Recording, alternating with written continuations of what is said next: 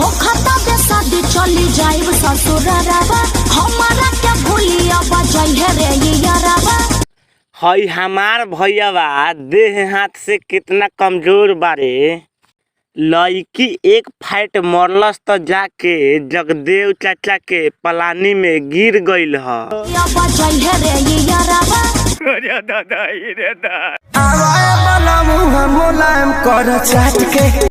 चाटा चाटा हो खेसारी भैया उतली बिस्टिक लगैले बिया। हाँ इहे नु बात भइगी तनी औरी चाटा खेसारी भैया हम देखत तानी।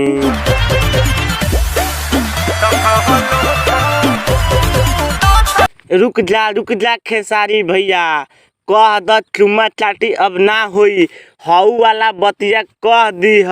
सुना मैडम का हमनी के संस्कारी है जा। अच्छा जबाना हमनी के संस्कारी है सन देखते देखते रहे निसन आके कहे निसन की यही से धापा धापा उजर लागतिया। चलो होने बताओ तनी हम चाहतनी होने लेके जातिया त एकर मतलब खेसारी भैया अपन गतनवा भेली ह।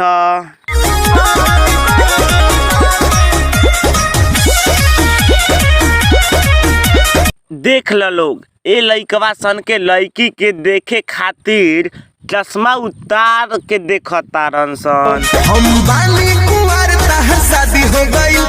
वाह ताली बजाओ ताली बजाओ। काहे के लिए ताली बजाओ रे। सुनो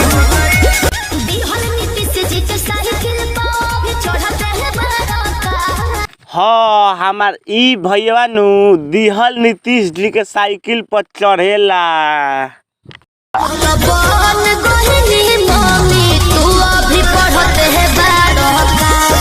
खाली लइकिया बुड़बकवे वाला बात करतिया ई तो ससुरा में जाके सिल तुरवा ले लस बिया आ लइका पैदा करवा ले बिया आ कहतिया कि ए अभी तू अभी पढ़ते बार हम लइको पैदा करवा लेनी।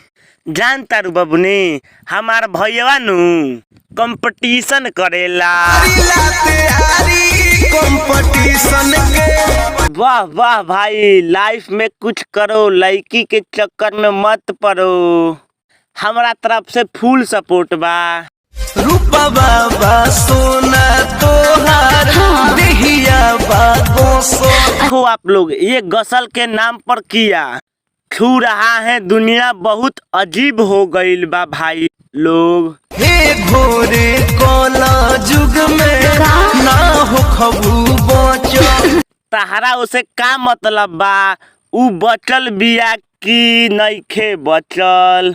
पहले ये राजा इस्तेमाल करी फिर विश्वास करी। पहले इस्तेमाल करी और फिर विश्वास करी। का इस्तेमाल करी बताओ ना बताओ। तो चलिए दोस्तों ये वीडियो यहीं पे खत्म होता है। अच्छा लगे तो लाइक और ना अच्छा लगे तो डिसलाइक और चैनल पे नए हैं तो सब्सक्राइब भी कर लेना।